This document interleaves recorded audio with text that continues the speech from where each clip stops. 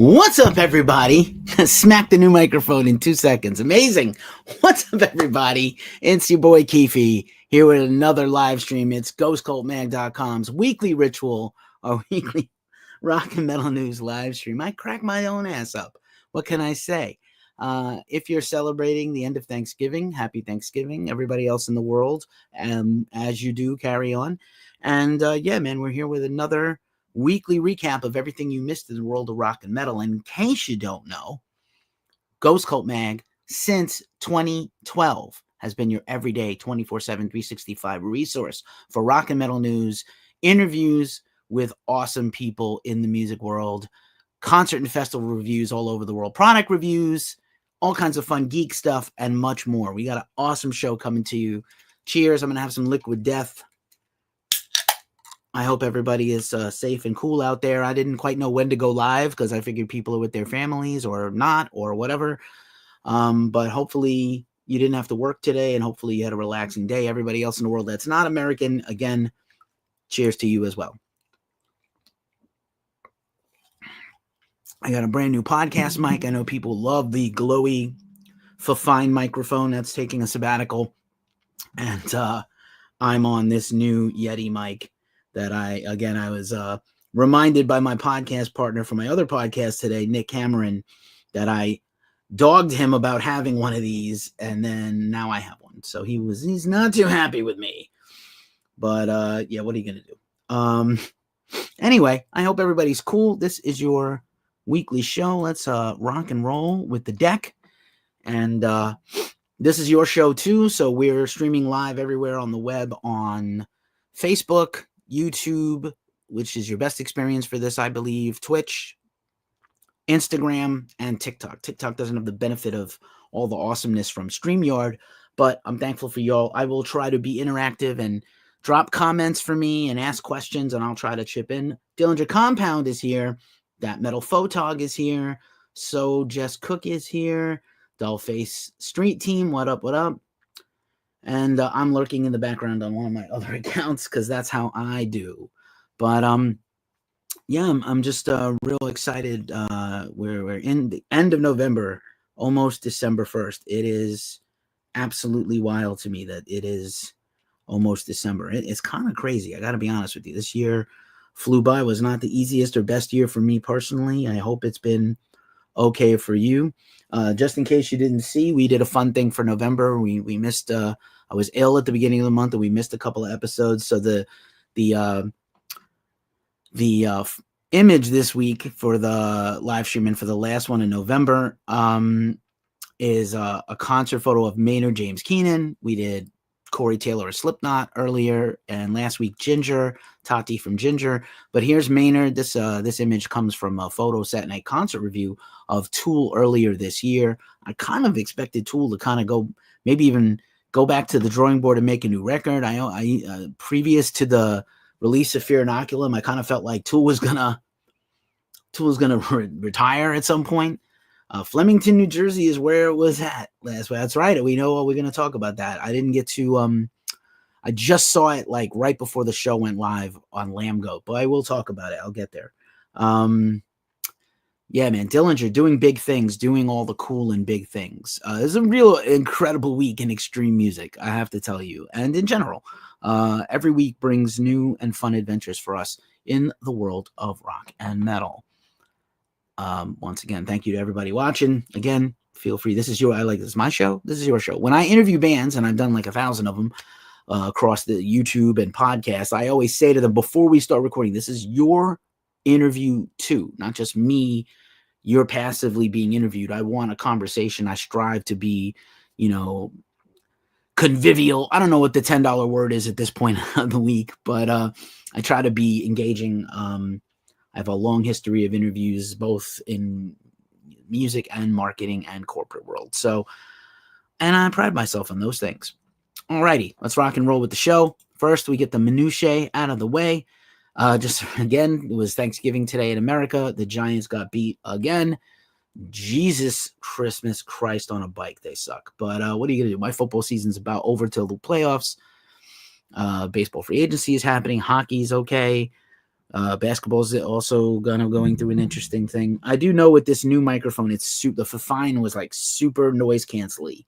And I noticed with this thing's very similar to other podcast guests and interviewee guests that I've had. I got to be real careful with the desk and the arm because this thing picks up everything. I think I sound really good. I did a test of this earlier. Ben Wyman, word up. Ben is the shit. We should get an interview with Ben at some point. He's kind of been friendly with our guy Omar Cordy. Shot one of those Brooklyn shows for them. And, we covered them at No Values Fest, which was hugely thrilling for me to see Dillinger Escape Plan play to a big festival crowd. I had maybe the biggest show I'd ever seen was those Terminal 5 shows. From seeing them in small clubs in a mall in the 90s to seeing them play a 50,000 people punk rock festival where a lot of the people who were like there for Social D and Bad Religion were like, what the frick is this? And just amazing to see Dimitri get his flowers and really get to perform on a huge stage. And if that guy was nervous, I could not tell. You tell me if you think he was nervous, if you were in attendance or if you saw the videos. And again, everybody flowing through on TikTok, I thank you. It's cool. I have like a little mic canceller here. I think this thing's working at all, so I'm going to just shut this the fuck down. Yeah, I don't think this thing works with this mic. But anyway, here we go. Right on time. Father Ronald is here. Tim is up. Tim 3 is up. Sorry. Grillmaster Dad. Y'all got great names. All right. Time for the announcements. And as you know, this show and every show is dedicated to Sonia Ramos, Sonia Shredder on Instagram. Sonia's a guitar luthier in the metal scene in Florida and has been battling late-stage cancer. And we just continue to try to raise monies for Sonia's care and just make Sonia as comfortable as possible. Really important to me. Yep, and then Mike Muir also came out at that show, Dillinger Compound. Not only did Jello was great because his mic didn't work and they had to get him a better mic, so they started the song over, and he was like directing them. You would think usually when you come on to guest with a band, you're kind of with them, but he kind of took over their band like he probably does with everything else. Okay, alrighty. Anyway, donate if you can, Sonia Ramos. Some real sad ones this week. We lost some legends.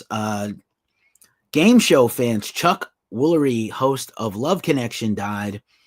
He also was on Wheel of Fortune. He had a kind of weirdly right-wing guy at the end of his life. People with a lot of money tend to become very conservative as they get older. But Chuck Woolery, iconic television game host in America and generally well-liked, came into everybody's living room. And he was super funny and charming and non-threatening, which I think in a romantic setting for a game show, he, was kind of, nice and important. What's up, Monica Key? What's up, Mike? Boss man, what up, dude?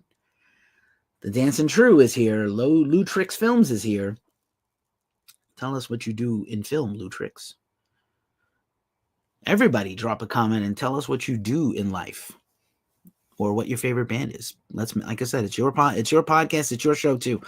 This is a hella bummer. Jim Abrams, who was the director of Airplane and just helped really set the comedic tone in the late 70s and early 80s, kind of invented a whole film genre by himself, which is no small feat. I'm going to be real with you. Just no small feat to invent a genre by yourself. Bird Dog 6969 is here. Gotta get you a photo, Bird Dog. Lynn is here with a butterfly and a flower. Lint 66. Patrick.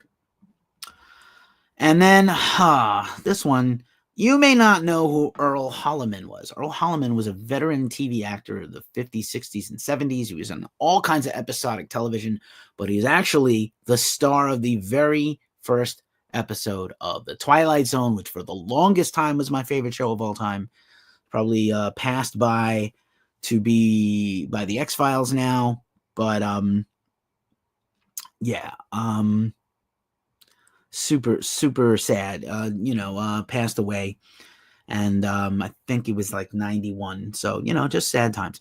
On the plus side and on a lighter note, as we try to couch our sadness and depression with comedy and humor and happiness, We are still trying to get our favorite metal dog of San Francisco, Sainthood, from the Sisters of Perpetual Indulgence. This is Django, the wonder dog, with his battle vest on, and he's taking a picture with Necro Butcher. They were both on their way to kill Euronymous in this photo. Anyway, we're just raising signatures. It doesn't cost you anything to do a change.org signature. And yeah, maybe it's frivolous and it, what is sainthood to a dog? But Django is literally a celebrity in this town where I live in San Francisco, and I love that pooch. There's been many photos of me hugging and holding on that dog. So if you can sign a petition in our description of the video, we appreciate you. And there's the change.org. We moved our newsletter over to Substack. Last week was like the soft rollout. This week will be the awesome rollout, probably in the morning. I got to do some design work. Substack's a little less intuitive than MailChimp. It's certainly cheaper. So we're doing our best with that. Thanks for following those on the live stream. And you followed our channel. I appreciate you. I follow back everybody that's got a legit and cool channel. So we're on all the things on social media. And if you're sick of social media, and of course, please visit ghostcultmag.com right now and give us some love. But also, we're on Discord and we're at Reddit. So our stories live everywhere. Maybe that's where you found us from. Maybe you found us on YouTube, where a lot of people have found us from. 1,200,000 views on YouTube. I'm pretty stoked. I'm proud. We got to get those followers up, though. So, all right. Let's see. So all the other stuff. I'm going to follow this clicker along. I could also do this and silently move it along. All right, time for some features. Record Store Day Black Friday is in the morning. If it's already Friday where you are in the world, awesome. But Record Store Day Black Friday was formed 7 or 8 years ago to support small businesses, to bring people back into record stores right when vinyl was starting to make a comeback. And, there's not that many big record chains anymore, and you can get... Nice. You know what a big Forbidden fan I am, Dillinger Compound, and I love Chewy. We've interviewed Chewy not that long ago, a year ago. This time last year, we ran an interview with Chewy about the Voivod EP and just in general. He's such a sweetheart and great guy, and I love me some Forbidden. As you know, Chewy played with Voivod and Chewy played with Forbidden over in Europe at Dynamo Festival. Since Steve Smite stepped down from the band to focus on his other stuff. But Record Store Day Black Friday, I will be participating. I always come out and mingle and talk to the crowd and see what they're buying. And I like going to Throw House Records in the Mission District here in San Francisco, not too far from my house. There's also Amoeba Records in San Francisco and a bunch of other record store days, 1, 2, 3, 4 Go in Oakland, and a whole bunch of record stores, Generation Records in New York City, Main Street Jukebox in Stroudsburg, Pennsylvania, my favorite record store in the country. Just, whatever you do, wherever you go, Recycled Records in Reno, just, Fingerprints Foot bookstores and records in Long Beach, California. Scooter is here. What up, Scooter? Happy Thanksgiving almost over to Scooter and Dillinger Compound. Some of our everydayers are here, even though this isn't a regular time to go on. We did an entire feature here on the channel. After you watch the show, if you're interested in what to pick up, one thing got announced late. I was super fucking pissed, straight up. Wolves in the Throne Room and their record label announced late a Record Store Day reissue of one of their best records, and I didn't know about it till this week. And I had already shot the video, which we produced. About half these videos now are live streams, and half the videos are produced and edited by my partner and the co-owner of GhostCultMag.com, Omar Cordy. What up, bro? And he's awesome. And we did our breakdown of what I consider to be the essential rock and metal video, vinyls to pick up for Record Store Day Black Friday tomorrow. But also, I would have definitely had Wolves in the Throne Room in there for sure. For sure. I definitely would have eliminated something else. And also, probably around midnight Pacific tonight, we're going to drop a Black Friday shopping guide for metalheads and rockers. We do this every year, and it's usually around Black Friday. I think last year we made it more focused on the holidays. Is it 200s? Hold on a second. Yeah, that helmet I have. So here's the challenge, Scooter. I have a version already of Helmet Betty on 180 gram, and I'm really not a double bagger. I have many copies, many different editions of Holy Mountain by Sleep. and Dope Smoker, because I bought those like excessively, different versions for different reasons. The box set, the double vinyl, the single vinyl, alternate, master. Like, I have a lot of those. And I don't often buy a double. I will tell you that if you don't have Betty by Helmet on vinyl, tomorrow's the edition to get. It's a gorgeous blue. I'm super interested in Mataleo by Biohazard. There's a Rage Against the Machine live album. There's not going to be more Rage Against the Machine stuff coming out, so I think this counts as kind of essential to get. But you can watch our video here. There's also a post on the website with the breakdown of everything. And then we're going to do, like I said, a Black Friday rocker and metalhead shopping guide with links and everything. And if you buy that stuff, we get supported, which is nice. I know that commerce sucks and commercialism is crap, but the reality is people buy stuff, and they want to buy stuff.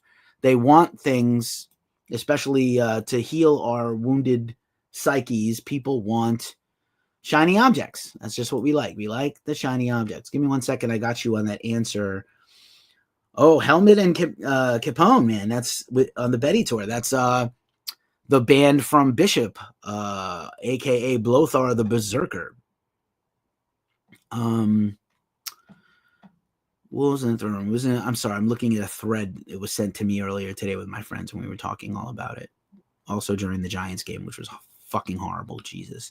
My late father, who passed away in 1987, it was buried with a pair of Giants tickets in his breast pocket. He used to say, like, the year doesn't matter at all unless we beat Dallas. And we did not beat Dallas, so at all. This is Black Cascade Special 2024 edition, evergreen colored vinyl, 1,500 copies. Wolves on the Throne Room is an underground enough band that I think that will eventually sell out, but if you can't get it, I also will recommend, Bark Market, word.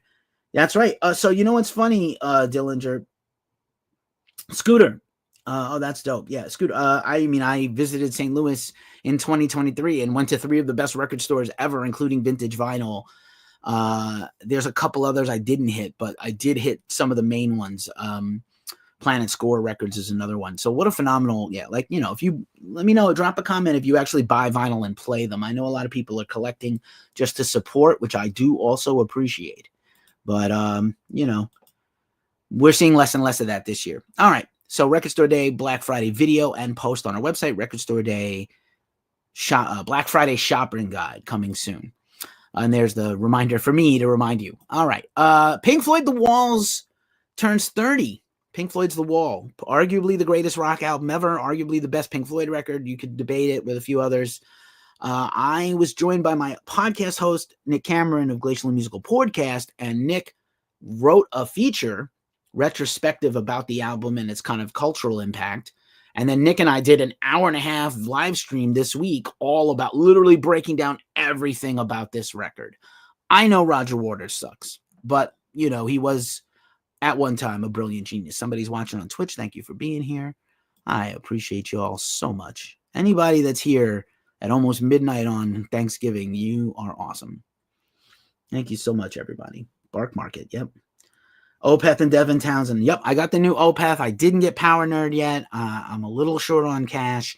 I am going to Better Lovers tomorrow, so depending on how I really don't have a lot of money. So I think I'm going to check out Record Store Day. I'm looking for specific things. If they don't have any of them, which is possible at my small record store that I like to patronize, I'll save that money and go to Better Lovers and try to get the vinyl at the show. That's my goal. So I get to see that Better Lovers Full of Hell. And I should definitely get the Full of Hell record also, but I'll catch up. I've got spoiler alert, the Ghost Cult Top 40 Album of the Year countdown is coming very soon. The voting is closed. We know the results. I cannot tell you yet.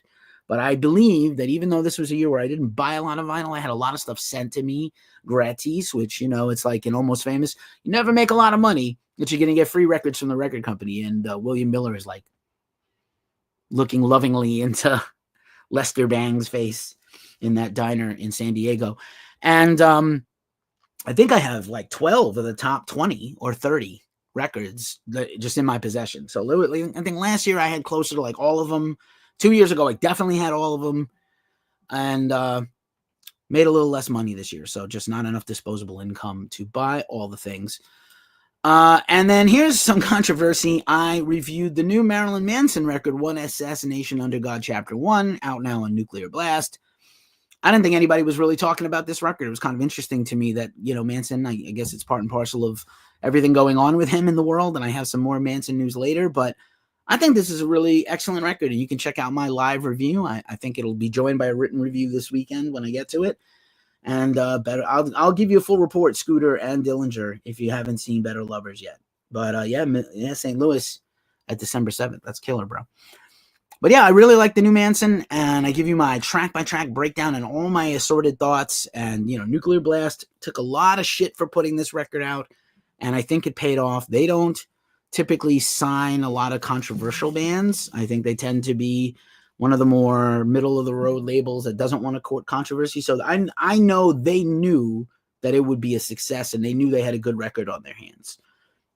So, congrats. And, like I said, if Manson is ever convicted and found guilty of all these things, we'll revisit covering him. But in the meantime, we cover him. So check that out. Also on the channel this week on YouTube and our podcast, I interviewed Greg Jacobs. Greg is the author of Hell on Wheels. This book actually originally came out in 1994, and it was reimagined for 2024. And Greg is an infamous punk rock manager and has a million stories. And so his book is him curating a bunch of stories that have been told to him by punk rock legends, and then a little bit of his own feedback into it also. And we had a really great chat. He's a really exciting, interesting person. I've been very lucky to interview some absolute legends from punk rock the last few years, from Fat Mike of NoFX and Jim from Pennywise and Xander from Circle Jerks and a bunch of other bands. And so this is really cool. This goes right in line with all those chats. This has been pretty stellar. Noah's here, Nima is here, Patrick is here, Jace is here. I love Brian is here. I love Brian too. Not maybe the same Brian as you. Jeannie, what up? Anywho, yeah, that's crazy. Piron record is also great. Yeah, it kind of came and kind of went under the radar a little bit. Also, Krallis, I think, has a new record, and it just kind of came and went. Also, just a reminder, last week we ran our interview with Vincent Price of Body Count. Our own Tom Osmond from the UK interviewed Vince. Body Count's album's awesome. I'm still planning to do a Body Count review here on YouTube and the streams, so stay tuned for that. Probably try to bake it in tomorrow afternoon after Record Store Day and before Better Lovers. I'm going to squeeze it in somehow.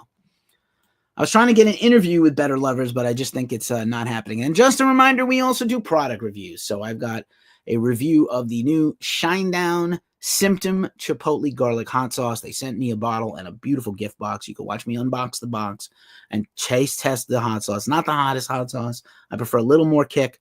There's a whole bunch of band hot sauce news coming.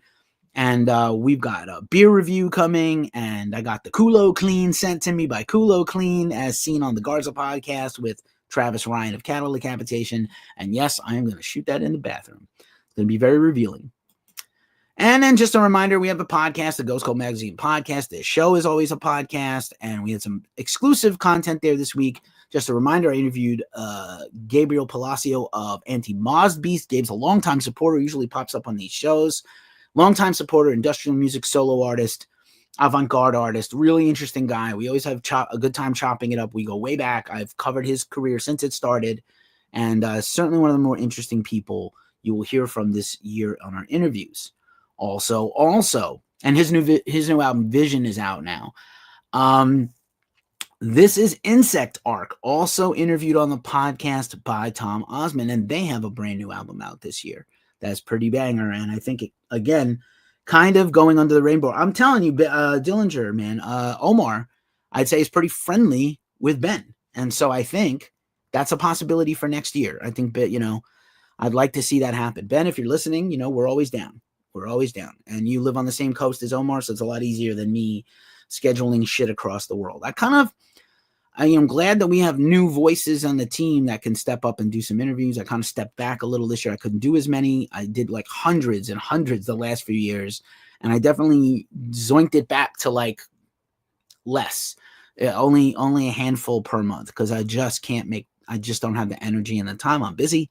I'm trying to live, I'm trying to get a new job, trying to do all the ghost culting, all the things. Do all the things. And then just a reminder, I mentioned earlier, Nick Cameron joined me for the Pink Floyd live stream and podcast. His podcast is the Glacially Musical podcast, beer, metal, and swearing, vinyl news, pop culture references, hockey, swear, all kinds of cursing. We are taking a break this week for the holiday. Next week, we have a chaser we already recorded on one of the most sought-after chasers and episodes that we've been requested from on the Glacially Musical podcast, which is Nick, who has a vast collection of vinyl, more than I. He picked out his most expensive vinyl, both the most expensive vinyl he bought and the most expensive vinyl he paid for. So these are unboxed, discussed. We teach you about how to buy and select what is worth paying for and what isn't. And what, we discussed the difference between people who are just selfish flippers and real collectors and all that. Scott Harrington popped in on Facebook. What up, Scott? Great to see you, my friend. And happy Thanksgiving. I know it's almost over, but thanks for all you do, sir. I'm not the only one out here doing the things. You do things too. We all do things. We all support in our own way. And that's what makes the music world go around. Atomic life, right? So yeah, that podcast is going to go live next week, and then the week after we'll come back for our final episode on Foreigner. I don't know how this band got in the Rock and Roll Hall of Fame. Jesus Christ on a bike. But anyway, I'm enjoying the podcast because our guest Don from Talking the Talk with Don and Nick are, we crack each other up. But fucking Foreigner, I don't know why. The next series we're going to announce also in 2 weeks, and it's going to be fire. So stay tuned. That'll be kicking off. So we got an episode next week, an episode the week after, and then we start Christmas week, either another chaser, and then we'll start maybe the new year with the new series or the end of the year with the new series. And I'm super pumped. Thanks to everybody that supported. We did a big vinyl giveaway. If you have not subscribed to the Glacially, Ghost Cult has almost 5,400 subs on YouTube. Glacially Musical, not quite 100. So if you're watching this and you enjoy me, you will definitely enjoy me and Nick and others. So definitely please give that a sub. We appreciate you. Mutank, we did a premiere for them last week also. We're still doing premieres. I don't know if people are checking things out. I think Thought Crimes is working on new music, Dillinger. I'm a big fan. I do believe they have a new thing coming out. All right, and just a reminder about our affiliate partners, Lambgoat, the website you love to hate, is a partner with Ghost Cult. So we are part of the Lambgoat Media Network. When you go to ghostcultmag.com and you see ads, that's with Lambgoat. That's their advertising platform. In addition to Lambgoat, that network includes Ghost Cult and Metal Insider and This Day in Metal. And now, Anthony Fantano of the Needle Drop, the busiest music reviewer on the web. I think that's his tagline. I hope I'm right. All right. Thanks, y'all. And then, when we gave away VIP tickets to Riot Fest, which cost about $1,000 to see Slayer's comeback. That was with Lambgoat and a bunch of other stuff. There's more stuff to come in 2025 with Lambgoat. And also StreamYard. If you're watching this anywhere but TikTok, and I am deeply sorry. Hello, The Unlight, and hello, Rectadito, and Papa Boom, and all y'all. If you're watching this anywhere but TikTok, unfortunately, you are seeing this in StreamYard.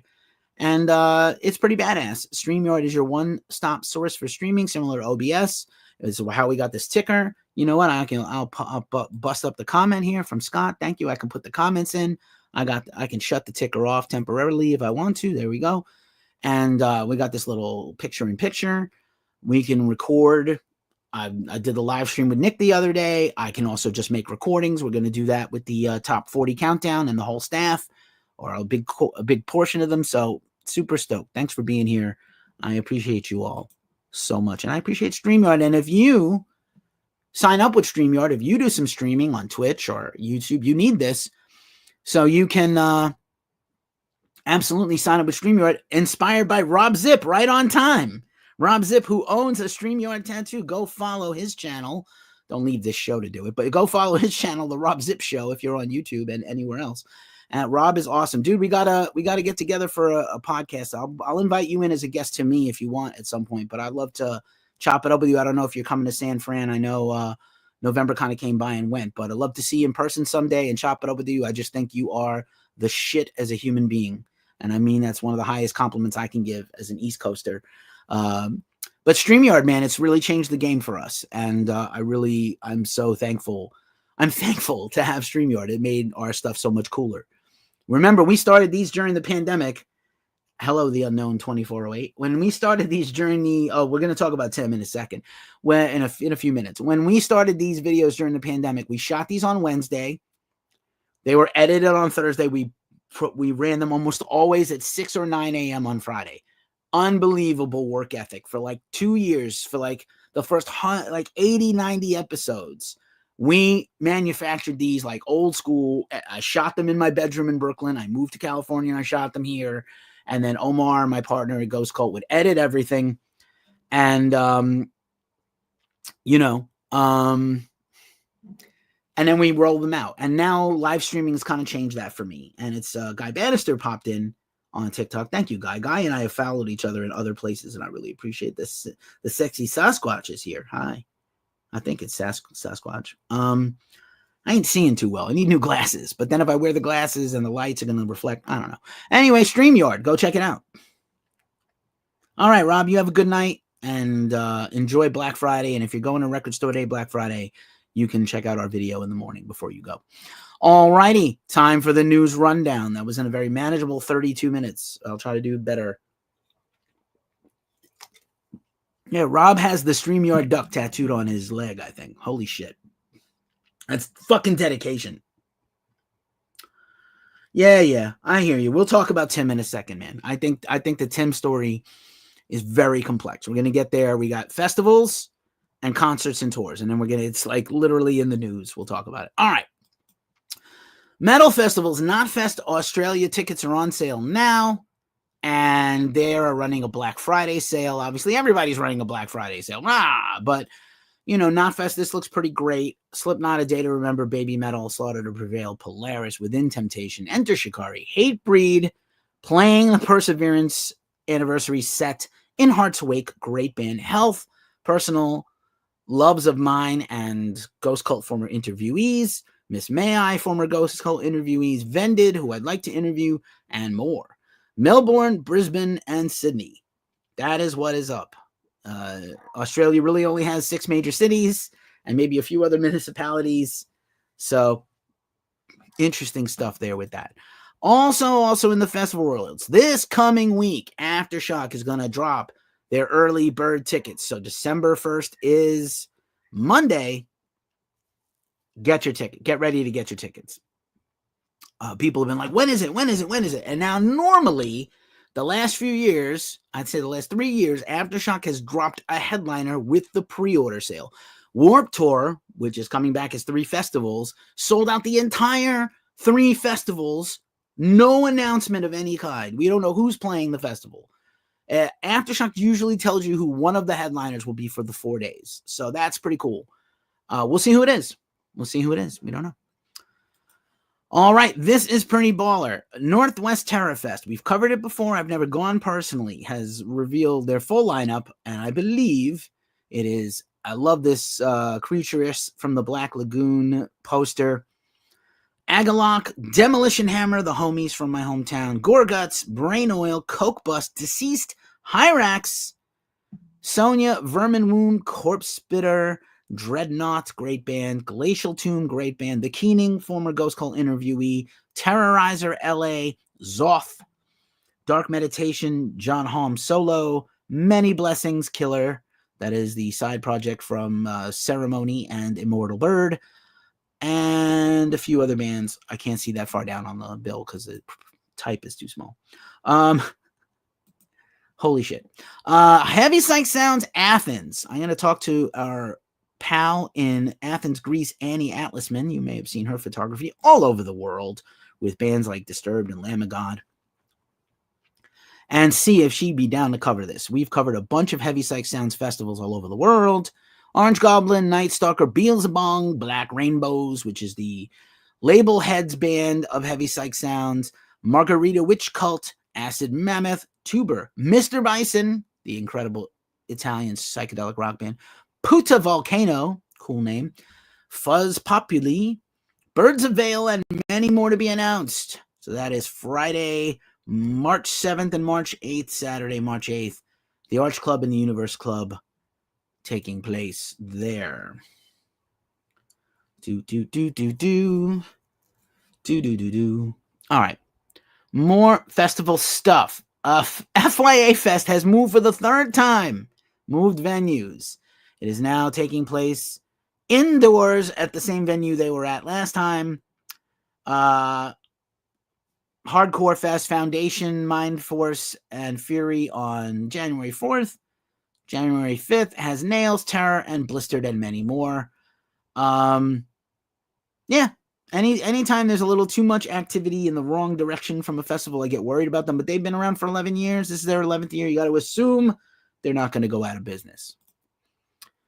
By the way, if you hear me, this is our brand new microphone. We're going to talk about it a little more later on. But tell me how I sound. I think I sound great, actually, to be honest with you. I'm also plugged directly into the microphone as a headphone. This is the first time ever I've done this.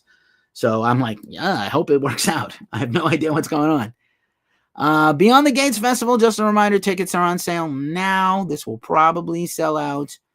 Headlined by King Diamond. I believe we're going to have a new King Diamond album out next year, and at least the announcement of a new Merciful Fate album for the year after. Abbath doing the Abbath Doom Occulta set. We will talk about Abbath more later. Triptychon with a special Celtic Frost set. Destruction, I Am Morbid, who I just saw. Hell Ripper, and more. Such a good lineup for Beyond the Gates. We covered it this year in Bergen, in Norway. Thank you, Kim Moran, for being badass. Punk Rock Bowling got announced late last weekend. Peter Hook and the Light playing an entire Joy Division set. Peter Hook and the Light has been going hard playing. Thank you so much, Scooter. Peter Hook and the Light has been doing, their own stuff as well as Joy Division and also New Order covers. So pretty cool. They're going to do an entire Best of Joy Division set. Social Distortion, first time ever at Punk Rock Bowling. I'm not the biggest fan. We saw them in June at No Values Fest, and they were solid. And Cockspur in a final Punk Rock Bowling appearance because they're retiring after like 50 years. Also on the bill, Power Trip, The Interrupters, Flag, Frank Turner with his metalcore band that's come back because he's not doing solo Frank Turner stuff next year. The Damned, one more time. Fiddler, Amigo the Devil, the homie, former Ghost Cult interviewee. The Addicts, Bouncing Souls, Gang of Four, Bad Nerves, Laura Jane Grace and the Mississippi Medicals, Cockney Rejects, Youth Brigade, Bridge City Sinners, Pie Tasters, Riverboat Gamblers, Angel Dust, Co-Defendants, Kid Kapachi, No Bro, that's like the best band name right now, Bad Waitress, Jen and the Degenerates, also recent Ghost Cult interviewee, and a few more. Very cool Punk Rock Bowling. So hot in Vegas in Memorial Day weekend, though. I don't know if I would go. Mayhem may make a tour cancellation sucked. I mean, I think it would, again, I think bringing back Mayhem Fest, I know they should not have, well, it was hard. I don't want to blame them. I think it was really difficult for them to come back. Again, Warped Tour when Warped Tour comes back, it's going to be like 2 headline type bands every of those 3 shows and a bunch of younger, smaller punk bands whose labels are going to either get a sponsorship or buy on. Because back in the 90s, some of those middle level bands you could see for $10 are now huge theater and, in some cases, Green Day stadium bands, one of the biggest bands in the world. You're not going to be able to get Green Day to do Warped Tour. It'd be $1 million just to get them probably for more than $1 million for the 3 shows. So it's the same thing with Mayhem Fest. I would have been cool if they had one classic death metal band just because to balance out the lineup. But also, I got to agree, even though he's kind of a fucking, I want to kick him in the nards. Asher Vittleson is a tremendous business person, and he said it right. And it's also been said about Sleep Token at Download Fest. Where are the next headliners? We need to start grooming them now because Metallica, Slipknot, Iron Maiden, Judas Priest, these bands will not be here in a few years. Not 10 years, 5 years, 7 years. Gone, retired. Maybe Slipknot can get another 10 years out, but I don't know. I just don't know. So, you got to have some people somewhere. And I think Bad Omens is a legit future arena headliner, at least. We've seen Deftones, Ghost headlining arenas. My Chem is not going to be around forever. This is just a victory lap. But 10 stadiums to sell them out in 2 hours is insane. But anyway, this is a lot of fun. I saw this and I was like, man, Have you ever seen two posters for the same weekend series of a festival or a festival-ish event be so different? This is some crazy shit. I like that they're both kind of, you know, one's old school and one's kind of a little more modern. Municipal Waste is doing a 25th anniversary weekend shindig, April 10th, 11th, and 12th. The kickoff, they announced the pre-party this week at the Cobra Cabana in Richmond. By the way, why have I not been to the Cobra Cabana? I just want to go in there and yell, Cobra! Like G.I. Joe. That's the shit right there. Asshole Parade is the headliner, along with death metal band Morbicon, Stepmother, Suppression, and Shooting Pain, which I know all about as a fucking 52-year-old rocker guy. I can't tell. I think this guy's huffing paint in a bag, or is he barfing in a bag? Could be both. And I think he has like a Cobra shirt. That's awesome. People have seen me. I wear my Municipal Waste hat sometimes here. Oh, Mayhem. Yeah, sorry about that. I thought you meant Mayhem Festival because I was talking about festivals. Yes, Mayhem canceled. The hot rumor, according to our homie Wolverine Kills, is that Down and Danzig are going to announce a tour this week. We'll see. Danzig does not like to tour. Down is planning to tour a lot next year. So we'll see. And then the Waste Spring Kickback 25th Anniversary Party Weekend features on Friday the 11th Annihilation Time, The Spits, Bat, which is a Municipal Waste related band. We interviewed Ryan Waste about it, and more bands to be announced. And then Saturday, headlining Municipal Waste, Toxic Holocaust. You know, I've got several splits with the two of them, seen several tours with the two of them. Midnight, XL, and Enforced. Holy shit, I kind of want to go to this, but I think I got something going on that weekend. That is a great tour. We're gonna try to get somebody down there or at least cover it. I don't know. All right. Forever Death Fest 6 is taking place next year with Integrity and a bunch of other bands. The Huntsmen are on there. Pretty cool. We weren't invited. This is in Chicago at the Black Cross Hotel, if you're a Chicagoan or in the Midwest. Yeah, they canceled their tour. They'll be back. Shit happens. What are you going to do? This is just a fun meme. And maybe a hint for what's coming soon at the Glacially Musical podcast. It's like cause of death.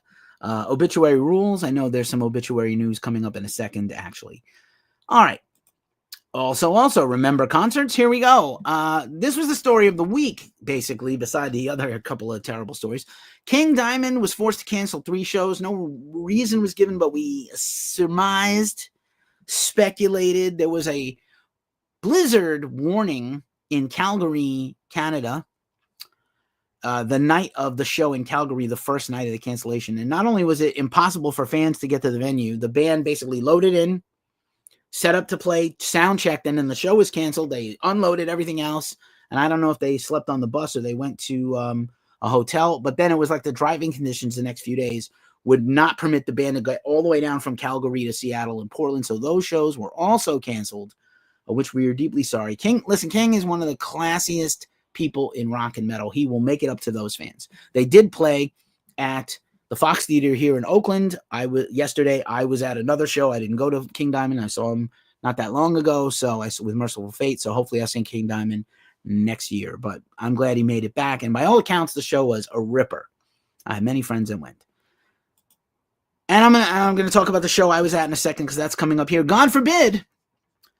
Just kicking up in a few weeks with their West Coast tour dates. They're playing their first time on the West Coast in ages, maybe 12, 13 years.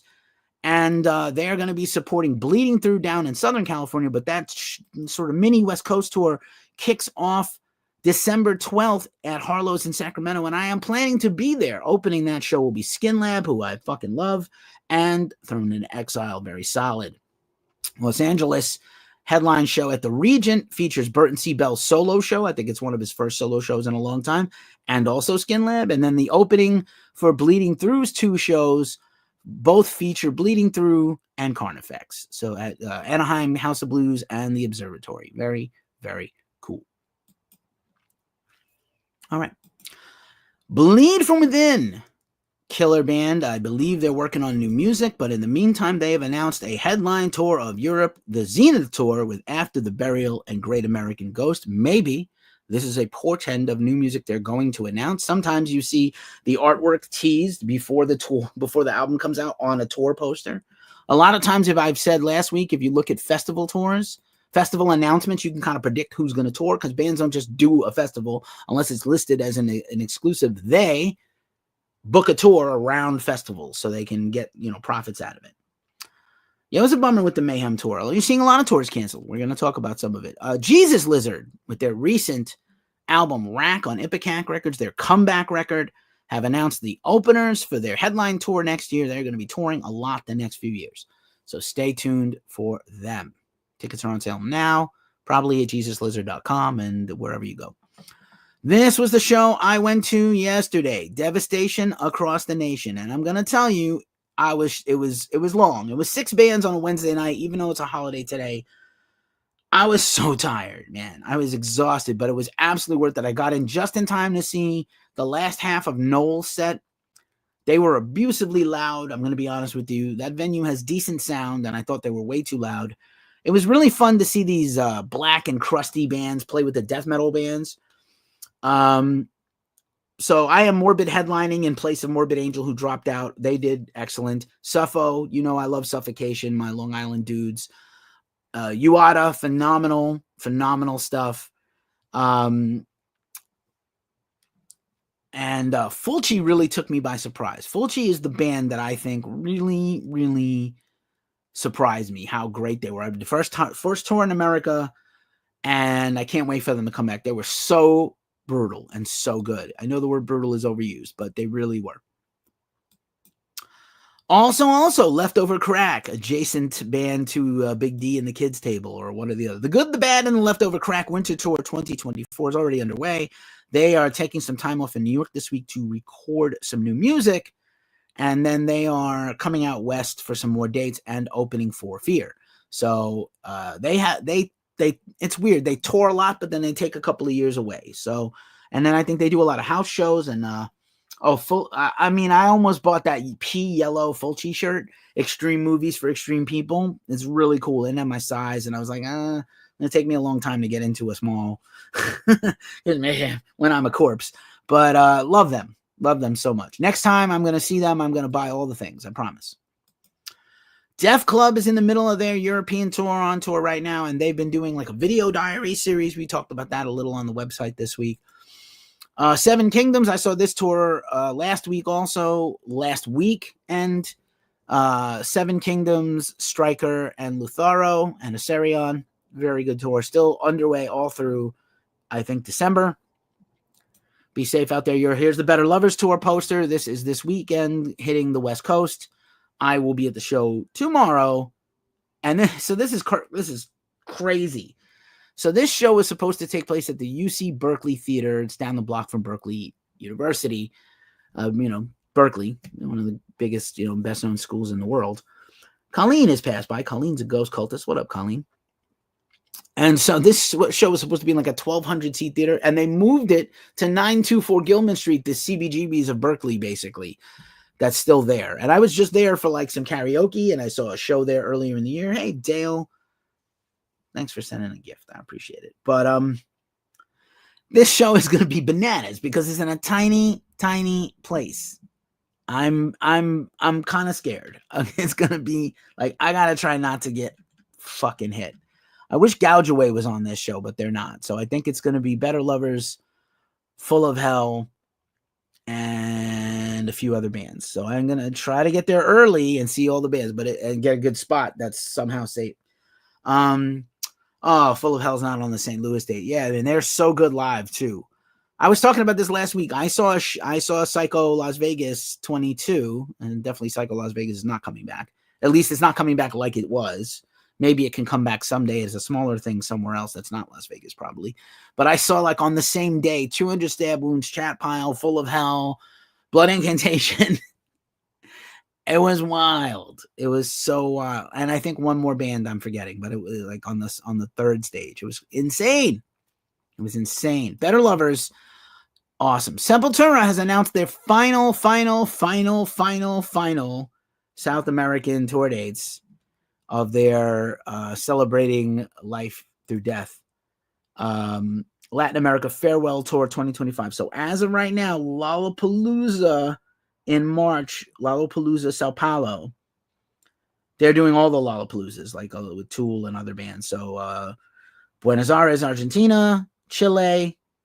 Then they're playing an arena in Paraguay, and then Sao Paulo.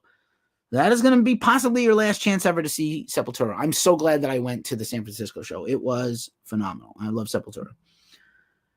Oh, Full of Hell's drummer is nuts, bro. It's just so fucking crazy. It's crazy. It's crazy talk. All right, so this was the obituary news that just hit this week, last day. Obituaries canceled their Latin America tour planned for early 2025. And here's the statement. Announcement. We regretfully inform you that we are postponing the Latin America tour planned for February 2025. This is something that we do not take lightly and promise that we will make it up to all of you. We are in the process of rescheduling the existing shows into our future schedule, and we'll keep you posted with an announcement as soon as they are confirmed.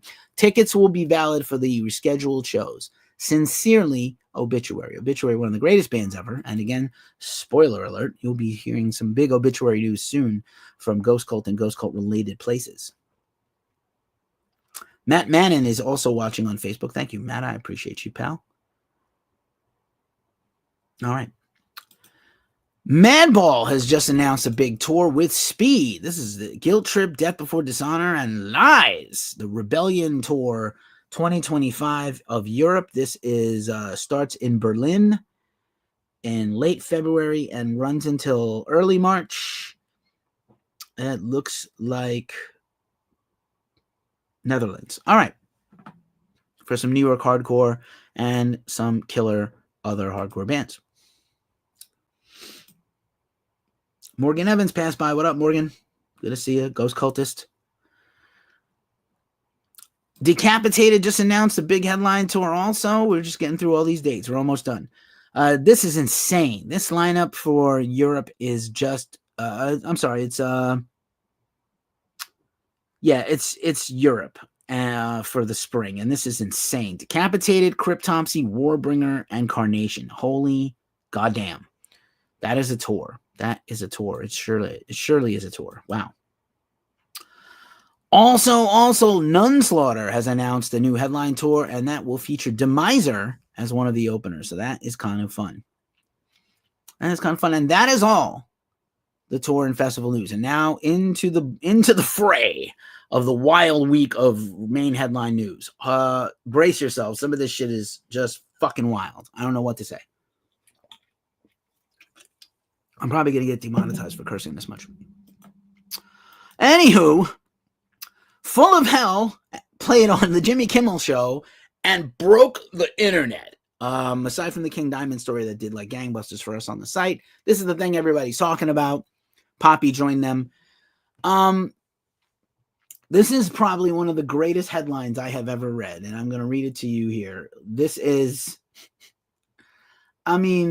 the pearl clutching of people is fucking unfucking real. It's like Jimmy Kimmel fans demand an apology for booking Knock Loose. What the fuck? Yeah, I said Full of Hell. I'm sorry, I got Full of Hell in my brain. Knock Loose. Knock Loose has been everywhere. This is they have one of the best albums of the year. The Arf Arf thing became like a meme on TikTok and on the internet. People who don't like hardcore have been like checking them out. They kind of dress like they work at the Glasses Hut at the mall, but they sound brutal. They got a big nu metal influence, similar to Code Orange, but maybe even a little more commercial than Code Orange. The song with Poppy is a complete banger. Poppy has also been everywhere this year. We've talked about her just about like every fucking week. No, I want Full of Hell to be on Jimmy Kimmel, by the way. But anyway, so Knock Loose. They played outdoors on the outdoor Jimmy Kimmel stage. They've had Slipknot. They've had many metal bands, but they're never a band so young having like a meteoric moment. So, maybe we'll get other bands next year too. Like, okay, they should have been warned there's going to be moshing. Knock Loose fans showed up in force and moshed and pushed and punched people, which does happen. There's going to be violence here. You should get the fuck out of the way. I agree. I don't think personally anybody that's not in the pit should not get hit. I understand that there's incidental contact at a show. People push through and push people. I think if you're just off on your own somewhere, not in the front of the show or the mosh pit, and you just start moshing and swinging on people, you're a douchebag. Don't fucking do that. Go to the front and take a risk and get hit. If you want to, you can't just hit people randomly, not expecting it. You also can get hit. That is the beauty and the exchange of moshing. You also might get hit. You know, you might just get hit. It does happen. I will put our banner back until someone else comments. Anyway, just to remind you that ghostcultmag.com is a thing. So anyway, Knock Loose, holy shit. Broke the world. Broke the internet. Broke it all. The fallout from the Attila Dealers Oceano controversy versus Alpha Wolf versus The World versus Adam Warren continues. I will put an interview request in. I was supposed to interview Adam a month ago, and it didn't happen. I'm going to see if I can get an exclusive with him. But so here's the update from, last week we talked about all this unsavoriness. The former singer of Alpha Wolf has his band Dealers. You know, his controversy continues to follow him, right or wrong, fair or not. Adam defended him. The internet came for him. Oceano dropped off the tour. We already knew that Oceano was going on at least a hiatus. Then he said, I'm quitting the band or the band is retiring. Then he clarified that, like, hey, we're going to do the funeral for Oceano. We were already planning this. The band is ending and I'm going solo. Or the band is ending when he's not going to continue as a singer. Maybe he left open the door that their band would continue without him. I really don't see. It's his band. He is the face and voice of the band. He's the pinnacle person of the band. I agree that Scott's a great songwriter, but I think without Adam, nobody really is going to want an Oceano with a fill-in or a replacement. He is super nice, and I think he's super smart, and he's had a very long career. Listen, 15 years in deathcore is an eternity. That band has been around forever. And, I'm hoping to talk to him about this, but he's, walking away from Oceano. I think he's going to start his solo thing. He's very big on Twitch and live streaming as at least potentially setting up his solo career. It doesn't always work out, guy, but like, I wish him the best. And, I think like it's hard. We are all living in an age hiding behind computers and being like angry little elves and experts. And it's like, it's hard. And it's hard when you make a mistake very publicly, as we're about to talk about in a few minutes. When you make a mistake extremely publicly, it is very hard to bounce back. It's very hard to bounce back because the public does not forgive. They forget and they don't forgive. No, I mean, that's not fair to him. Like, it's totally not fair to him. All right. This happened. So this is weird. I was in a chat with friends earlier while I was getting ready to do this show, and this popped up on Baroness's page, and my homie put it in the chat. At the end of the show last night in Nottingham, the last day of the tour for Baroness, at the end of the show, Gina passed her Fender guitar out to the crowd to just kind of like hold for a second, and someone ran off with it. This is one of her favorite guitars. It's her Fender Telecaster tortoiseshell white guitar. It's pretty shitty. They did take the post down, so I don't know if the guitar has been returned. This photo was awesome, by the way. It's been shot by our own Kim Hansen, at Pharmadiver on Instagram. Go follow her. She posts and reposts all her stuff all the time. Hopefully her guitar got returned. They took the post down, but at the same time, I had already run the story. I thought maybe, we have enough of a following in Europe, and it's not Thanksgiving in Europe. Maybe someone in the UK that follows Ghost Cult will know what happened to the guitar. Please don't steal a guitar if they throw it out in the crowd. It's not yours to take. They're just being, giving you a fun moment to hold the guitar she played the whole show. It's just shitty. Don't take the guitar. If someone smashes their guitar, you want to take a piece of it, do that.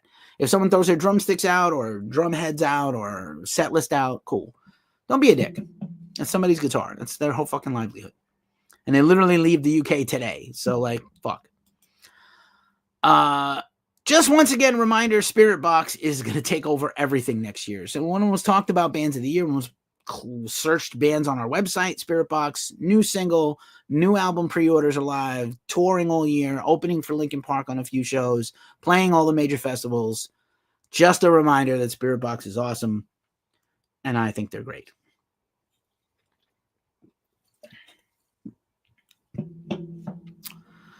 All right, 1 hour mark. Let's finish the thing up. 3 Days Grace dropped their first new single with both singers. This is kind of crazy. Matt Walst is staying in the band. Normally when the historic original lead singer leaves and comes back, the new guy doesn't also stay. So I think it's a really unique thing. I'm looking forward to seeing them live and see how they pull it off. Apparently, they're going to sing together on the whole new album. Scooter's personal opinion is that Spiritbox is overrated. You're allowed. My podcast partner, Nick, also hates them, and he never liked that Wrestle the Bear ones either, who I fucking love. Both Krista and Courtney. So, oh well. This news, this is a doozy. Brittany Howard, the guitarist and singer you know her best from the Alabama Shakers and her solo career. She put out a solo record this year, is starting or has started a hardcore band called Kumite or Kumite. I don't know what that word means. I should have looked it up before this. The whole internet is like, come, ha, ha, ha. It's a word with come in it, like come and go. But she's got a hardcore band, and she's dropping her first show ever with some other banger bands in Nashville coming up this winter. I'm interested. She's going to sing hardcore. I'm interested. I bet she can do it. I have a feeling everything else she does is the bomb. And I even saw her at Bottle Rock. I saw her headline a solo show. I saw her do a show with her band. And then she came on as a injury or illness replacement in the Highwomen, which is like a super group of modern women artists in the same vein as the Highwaymen, but the Highwomen. And she came in there with Brandi Carlile and Maren Morris and Gracie Abrams and held her own like a fucking rock star.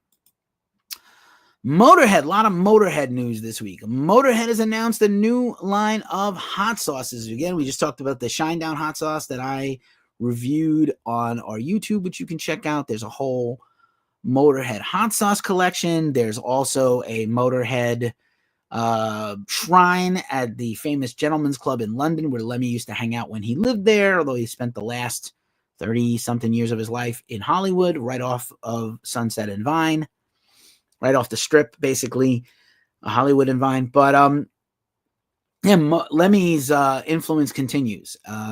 What can I say? We had a great Fast Eddie book and retrospective album this year, and Mikey D continues to play with Scorpions, so the legacy goes on. Ginger dropped a new single, Green Serpent, with an incredible music video where she's laying on a fucking mountain of grapes, like a lake of grapes. I don't know. Great music video. There was some photography attached to that music video, some still photography shot by our own Kim Moran, who I mentioned earlier, who did the Beyond the Gates Festival. Very excited for the new Ginger album dropping in the winter, Duel on Napalm Records. Also, Jason Charles Miller, sort of alternative dark folk country artist, dropped a new single. He's got a new album coming out, and people remember him. He used to be the singer of the industrial metal band Godhead Silo. Very cool to see him do different things. I like this guy.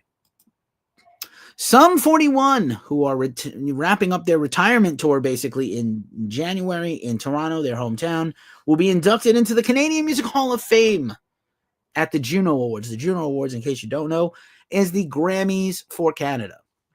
Congrats to them. Derek Whibley's book is out. Oh, it's harsh. He has had a very rough and hard life, and I'm rooting for him as a person. He's going to go solo, and Sum 41 is going to go away probably till some kind of reunion tour at Warped Tour in like 10 years.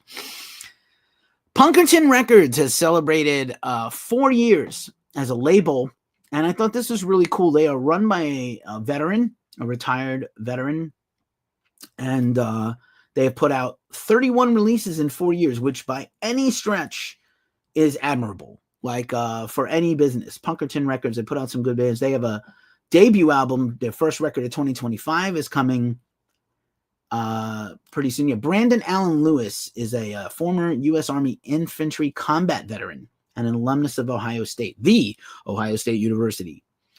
And I like to support these smaller labels, not always these big balls labels you hear about. You got to try, where are the future underground artists going to come from, if not from, scenes? And this guy was a punk growing up and came back, and he wanted to kind of begin a label in 2002. So kind of, I believe the label roots are in Northeast Texas, And the artist roster includes Rookie of the Year, which is a great pop punk band, Tony and Gravel, The Boy Detective, Middle Out, Bad Year, and Knives. I hope Middle Out is a reference to Silicon Valley, the TV series from HBO, which I used to like. I know Richard Middleton kind of became a creep, but whatever. Anyway, good band name. Anywho, more to come. So here's the story you guys were asking about earlier. Oh my God. It pains me to even talk about this shit, but we have to continue to talk about Tim Lambesis. Oh. Full transparency, for those that are new to the channel, we interviewed Tim Lambesis a few months ago about Austrian Death Machine, and we had an interview scheduled about the new As They Lay Dying album that is out now. We have seen 2 months of controversy where the tour manager quit, the entire band of As They Lay Dying quit. Tim put out a statement. All of the members quitting cited moral clauses and I can't deal with this anymore, and this is unfair to me, and I am thinking about the sanctity of my reputation and my career. You know, Tim already, again, we already know all the stories. Tim tried to hire a hitman to murder his ex-wife, possibly while she had possession of their kids. It was dumb. He made a horrible mistake. He did a horrible thing. You can't hate a person that much. He went to jail. He went to real prison and served his time in prison, whether you think he's an evil, stupid person or not. He paid his debt to society. He came out. He has been already remarried twice since then. I think his first wife was a pen pal of his in prison. And his second recent wife is the wife in question going on right now. So when all the band members started quitting, and most recently in the last week, the drummer of Austrian Death Machine also quit after he called it his dream in life to be in that band. One of his life's goals was to be in a band with Tim. He also cited, I cannot, risk my reputation by being in a band with this guy. In the middle of all this, Tim's now soon-to-be ex-wife, Danny, posted to her Instagram that he has never hit me or hurt me or anything. And it seemed very out of left field. Like, what is this about? I know that Tim, again, his reputation is ruined, and the court of public opinion is already that he's a dumb chuckle fuck, and he gets everything he deserves when he has bad luck. And, he canceled the tour. Everybody dropped off the tour. That's why. And so this video surfaced, and what it seems to be is that he served his current wife with divorce papers, soon to be ex-wife Danny, and she leaked this video. She might have sent this video to the rest of the band, trying to defame Tim and make him look like an abuser. But it kind of seems to me, plus the statement Tim made, that she's just a crazy person that's a gaslighter and an abuser. And it's possible that Tim is attracted to codependent, toxic people. And that's something he has to work on. Maybe this is his history. I don't know. I've been in several very bad relationships. And, when you love somebody, you're willing to put up with a lot of shit. People have their deal breakers and things that they're willing to accept. So I don't know if Tim, he seems like the victim here. I mean, if you watch this video and he's screaming over and over, just love me and everything else will work out, and she's flipping the fuck out, she looks bad. It looks like he's the victim and she's the abuser. So I don't know what the truth is. We're not getting the whole story. Tim made a statement explaining everything. He's always going to have to backpedal. He's always going to be on his heels. He's always going to have to be defensive. There's an army of people that have walked away from him as a fan. I don't think there's going to be charges coming. I think she's going to have to take the divorce and, whatever money he made in this comeback on these last few records he's put out since they've been together, she will be entitled to some of his monies, but get away from the sick person and get on with your life. And maybe Tim has to, I get it, man. Scooter, I get it. As I Lay Dying is one of the best metalcore bands of all time. And Tim was a person that everybody at one point looked up to and admired and thought was great. And, we had a very good interview with him. And you can go back and watch it on the channel. I'll link it here in the description, where he talks about Austrian Death Machine and how he put his life back together. And, a lot of interviews are gotcha interviews where journalists ask very aggressive, shitty questions and put artists on the spot. And we don't have to do that for clicks. We had a great interview with him. He shared it. He was thankful. He sent his thanks through the PR for us to do it. I didn't think it was a bet. We got criticized for doing the interview. I got criticized for doing the Manson video. There's a Manson story coming up in a second. More Manson news. But whatever you think about Tim, I think we're not seeing the whole picture. I think it's possible that he is actually the victim here. I understand why the band walked away. It's possible that they were being gaslit by his partner, to out him or something as an abusive person. In the video, you can see him hitting himself, breaking shit in his house, but not her. So maybe he got aggressive with her, which is threatening and not great. I hope that he gets help. Like, my main thing is, we have lost a lot of people. Mental health is completely overlooked, underestimated and overlooked. I have had a horrible year with my mental health. I talk openly about it. If you're out there and you're watching this, TikTok, Instagram, YouTube, Facebook, later on Twitter, wherever you are, my DMs are always open. At Ghost Cult Keefe, at Ghost Cult Mag. I check most of these things as well as Omar. If you're struggling, if you feel like there's no hope, hit me up.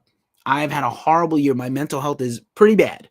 I'm not going to lie. I started the year with terrible health problems. I've struggled with employment. I'm having trouble still with my health. It's not 100%. I checked in with my friend, the nurse, today, and I told her about my blood pressure numbers, and she's like, God damn, that's just too high. I've been under a lot of stress. I just got out of a situation where my roommate that I had was extremely toxic and horrible to me, and I had to just take it.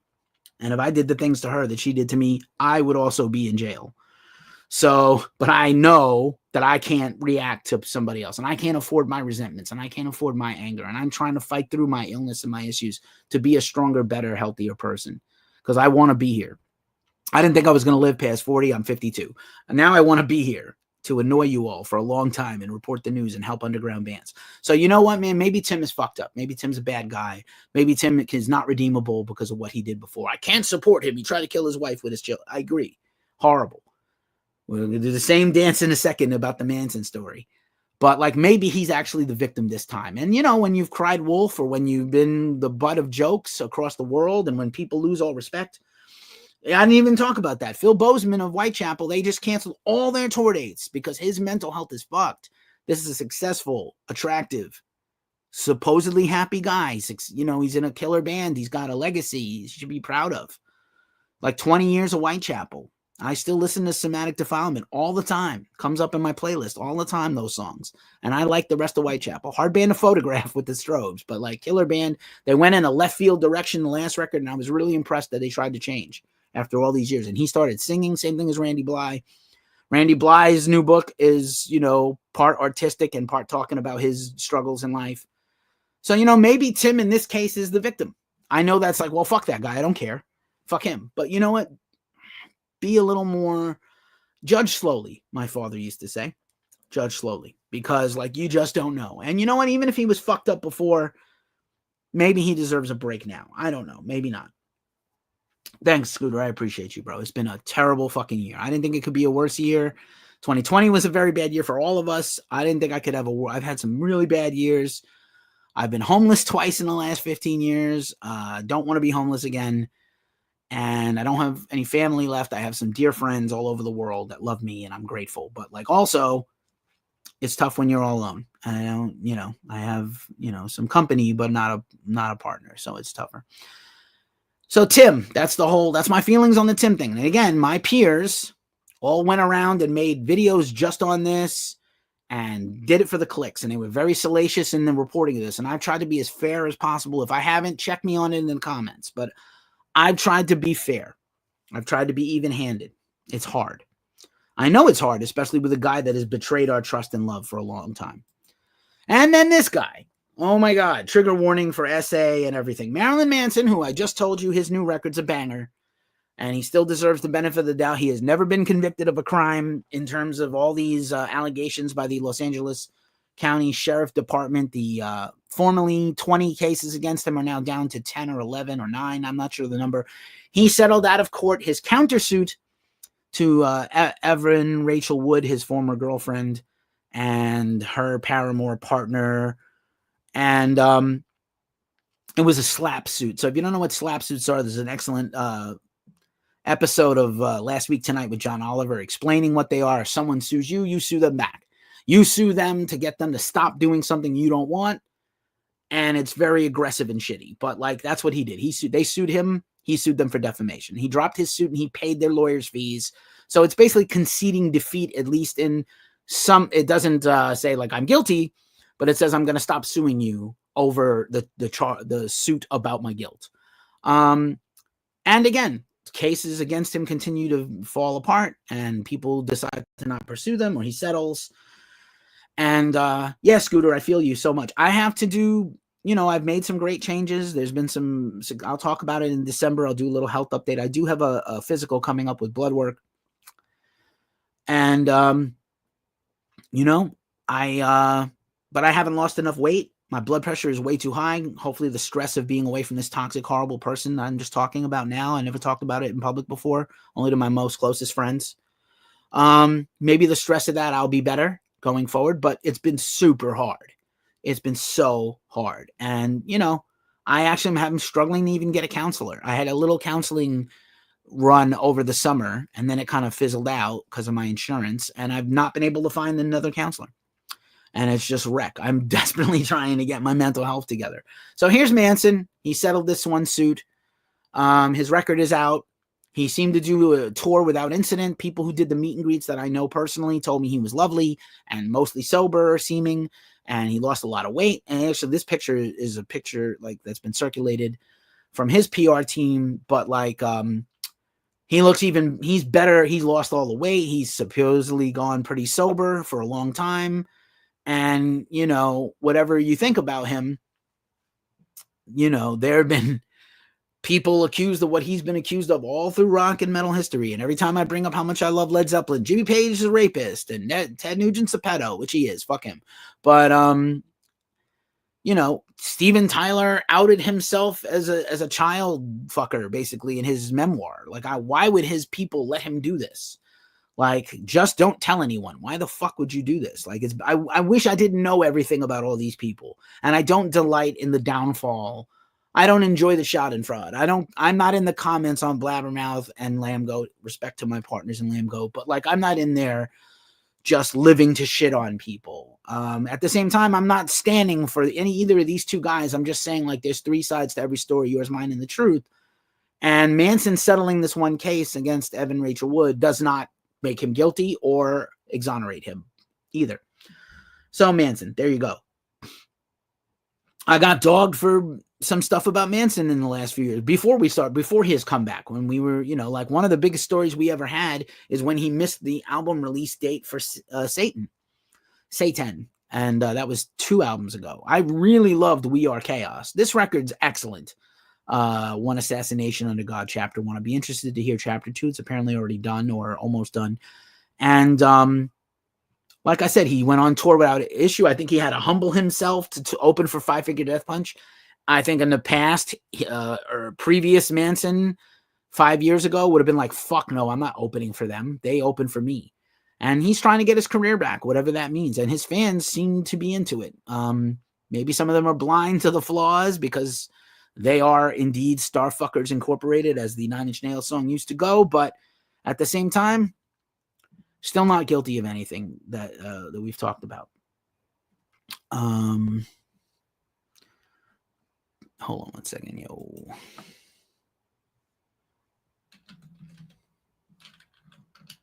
Boom, boom, boom, boom, boom, boom.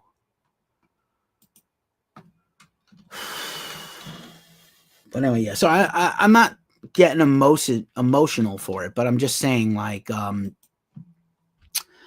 just think we just need to judge slower. We just need to judge slower. We just have to. We just have to. And Angeles Cristal is here.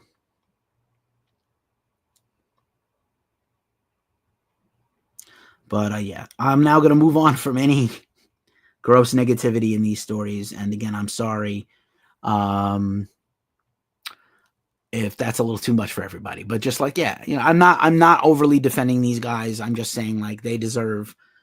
There's a lot worse people. People are out here buying Inquisition records, pedos and Nazis. There's people out here. Vince Neil is still out there having murdered a guy and got away with it basically because he's rich and famous. So, like, whatever. And Motley Crue's terrible anyway. So I wish they would just go away.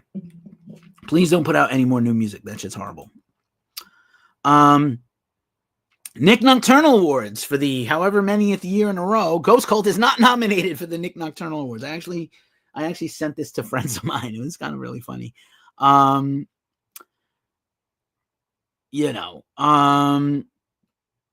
It's pretty fucking hilarious. Let's see if there's where I screen grabbed like the nominees. Nik Nocturnal, YouTuber. I interviewed him. I'll link that here. I interviewed him too about his new music and his new bands.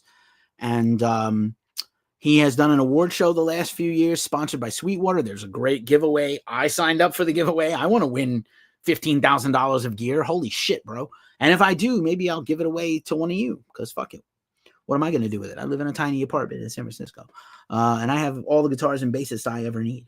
But yeah, the nominees for the top websites, the metal news sources, Metal Injection, Reddit, r/metalcore on Reddit, Lambgoat, r/deathcore.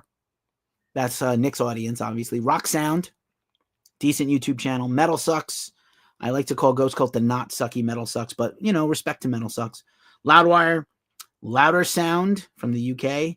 Rock Feed, another channel that has grown in huge prominence. And State of the Scene, I don't really know too well. So kind of bummed. We're not as big as any of these websites, by the way. I don't know State of the Scene. Maybe we're as big as them or not. But like, I am bummed that we didn't get at least a nod. I like to think we're in the next rung.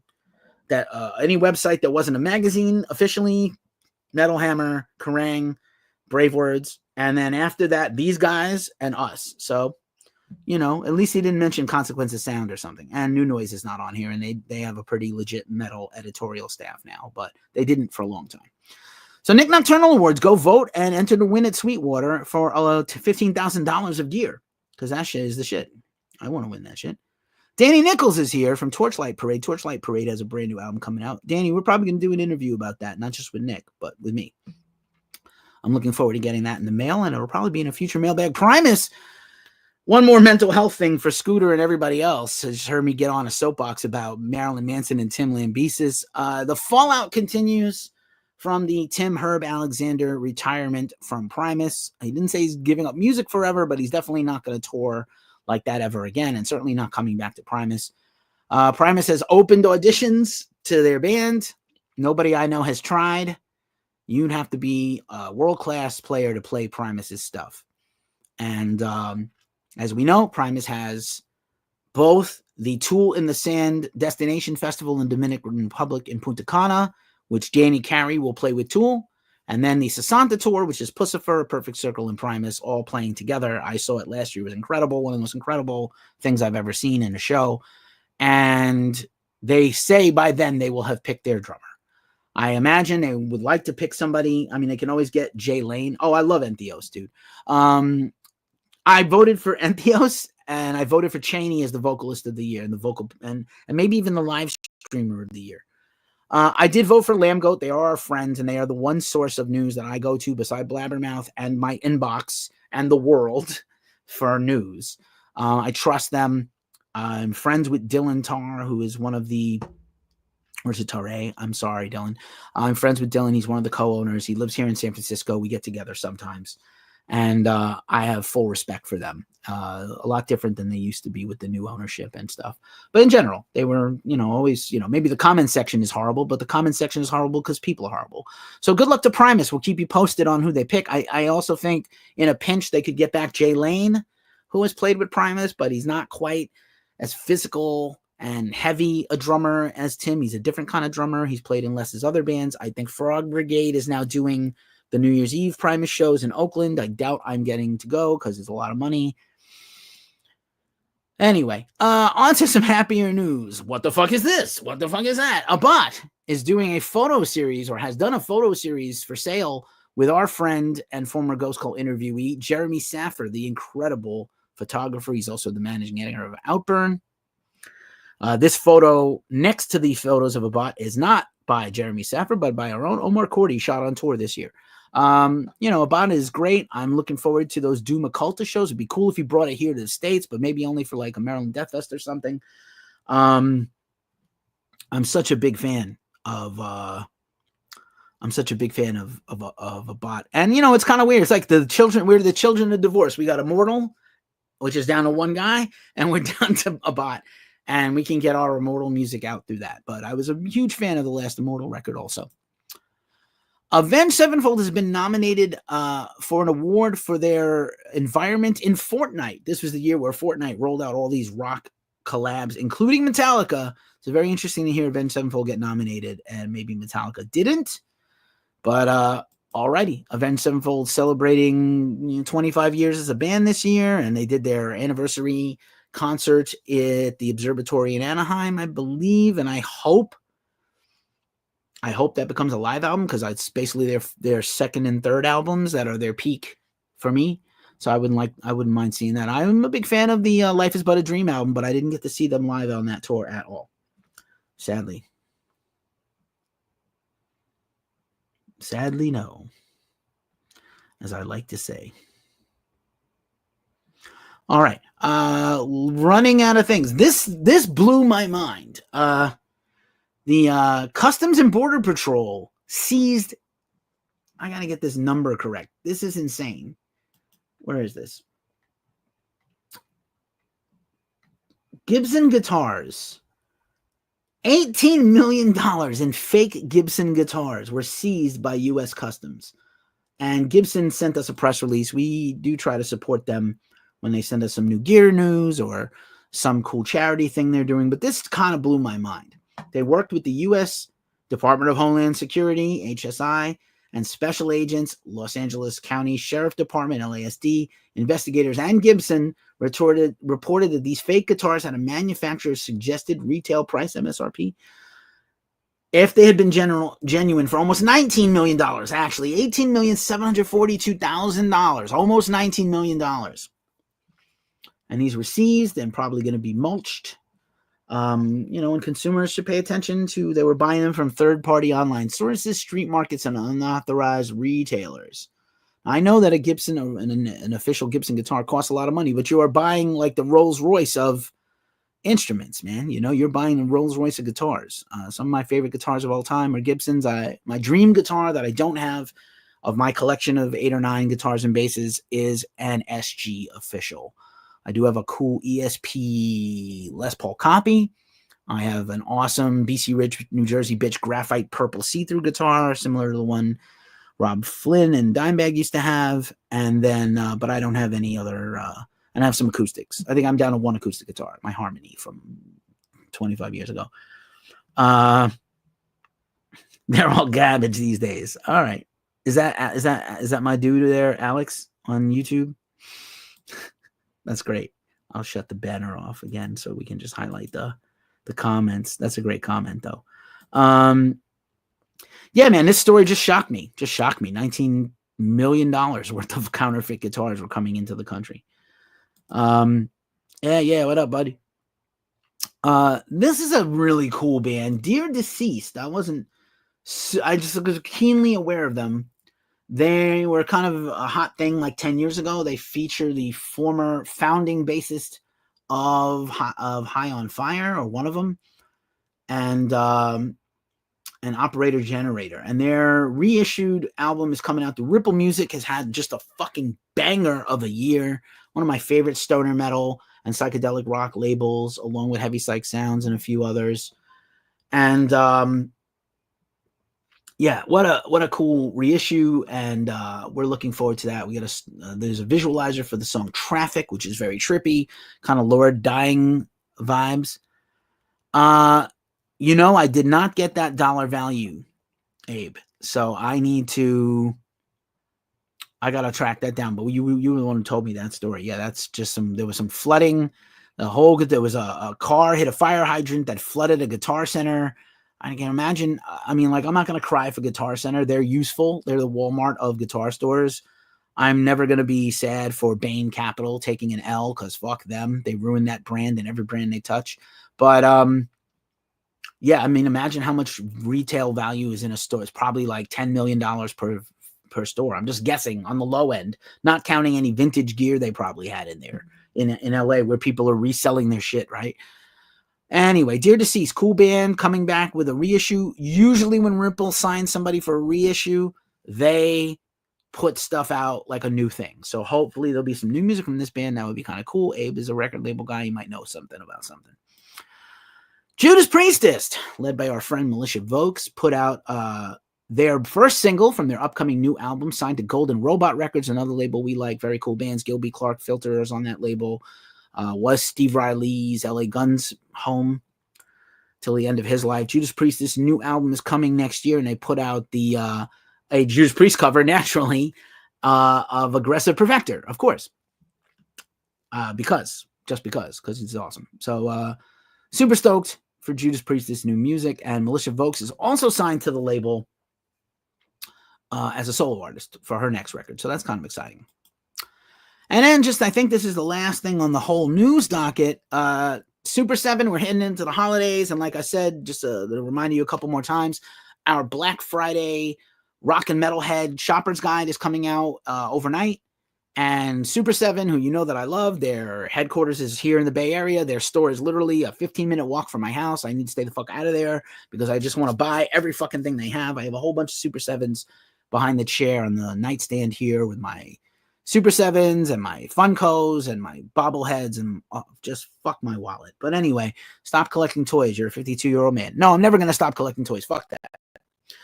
My late friend Damien, who passed away a year ago, had an entire room in his house that was just his G.I. Joes and action figures. And that was till the day he passed. So fuck that. But this is kind of fun. Super 7 puts out like different variations. They got a brand new Lemmy figure. They had a recent new Cliff Burton figure. They put out a bunch of new AC/DC figures, Bon Scott. And they put out a series of Jimmy Hendrix figures, reaction figures, they're called. And now what they did was they matched the album cover color schemes for the 3 classic Jimi Hendrix Experience albums and matched them to the clothing of Jimmy, which I think is absolutely fucking fresh. I think there's also a KRS-One, a new KRS-One figure from Edutainment. So they, the MF Doom, they did an MF Doom with the cereal bowl. Yeah, I'm not stopping, Scooter. I'm not stopping. I think I saw some Funkos at your house, Abe, by the way. So word. But yeah, Jimi Hendrix. I love Super 7. We do a lot of Super 7 whenever they have news. Toy Fair is a big convention that comes to New York, and usually Funko and Super 7 go there. So maybe, just maybe, I can get Omar Cordy to go cover it next year. We'll see. Every time you make fun of Dungeon Sid, this is who you're hurting. The Cat Wizard. Mortis, I'm looking at you and your Mortis memes. That guy is more of a shit talker than any kid on the internet, and he's older than me. I'm looking at you, Harland. We had one interview. It didn't go great. Anyway, New Music Friday. There are a few pretty great albums coming out for New Music Friday this week. And then the next week is huge. And then it kind of quiets down for the year. So we're going to do just a few more weeks of these New Music Friday coverage. And then we'll probably let it go to sleep for the Christmas. Black metal bands put out an album on Christmas Day. It's fucking dumb. I know there's one cool album for the first weekend of January, but it's really only a handful of releases. So I'm not in it. I'm not into it. But here's the list for this week, and I'll just read it quickly. Beside New Music Friday, beside Record Store Day Black Friday that we showed earlier and did the video for, which you should watch if you're picking up stuff, here are the albums coming out. It's just a few. We got Against I, Songs for the Dying, for some independent atmospheric industrial metal. Bedsore, we got a review of that on the site. Dreaming, for the Strife of Love on 20 Bucks Spin, for some progressive black metal. Hidden Mothers, this album's fucking awesome. I wish it had come out earlier in the year. That is Erosion and Evulsion on Church Road Records, one of my favorite labels in the UK. Scam, which is some heavy rock. From the Depths, self-released. And a few more things. So a light week this week with Record Store Day Black Friday. Next week, heavy ass week of releases. The next week, smaller, and then smaller and smaller, and then New Year's. So just to get you ready for what is to come. And then, time for the mailbag. This is awesome. You know what's in this mailbag? This microphone. This Yeti blue microphone in the color of pink. I think people were really liked my fine, sparkly, glowy, changing color scheme microphone. It kind of matched my cooling deck under my laptop here. But it was shitting the bed. I tried everything. I tried the scientific method. Did you turn it on and turn it off? Did you swap out the wires? I changed the wires, and the microphones just shit the bed after. I don't know why. I did transport it with me on some travel last year where I took it around with me. And I had it maybe less than a year. I came back from my East Coast trip last fall, and I got it. So we went to this guy. I got the box right here. It retails for about $80. There'll be a link in the description of the video, along with our Black Friday list of gear you can pick up. It's pretty. I don't know how I sound. I think it sounds great. And like I said, I've never really used the mic where I plug the headphone into the microphone, but I immediately hear the difference. And I do a lot of recording and voiceovers and interviews and live streams. I will probably do one more live stream tomorrow afternoon. Hey, Scooter, thank you so much. You're the shit, man. I just really, Scooter, Dillinger Escape Plan, Dillinger Compound, Abe, Brooklyn Miss is not here. Some of the everydayers are not here because we're on at a weird time and it's Thanksgiving. But like, I'm so thankful for you, pal. You keep up with your healthcare stuff. I'll keep up with mine. Thank you for the encouragement. And for real, mental health is not a fucking joke, yo, not a joke. But there's the microphone that made me kind of happy. We're in for a rough ride the next few years in the country, and it has been a rough year in general. All along, but at the same time, I have a lot of gratitude today. I feel grounded and I feel good and I'm thankful and I'm happy to be here. Here's again the final slide of the deck, and an unreasonable 1 hour and 36 minutes, 1 hour and 37 minutes. Here's Maynard again from our Tool coverage this year, and once again, I'm thankful for all of you. As we say every week at this juncture of the show, it is a tough time in the world, so please take care of yourselves, take care of each other, and stay as metal as humanly possible. And as always, I am going to dance a jig on the way out. Peace. No, not yet. Now. All right. Peace, yo.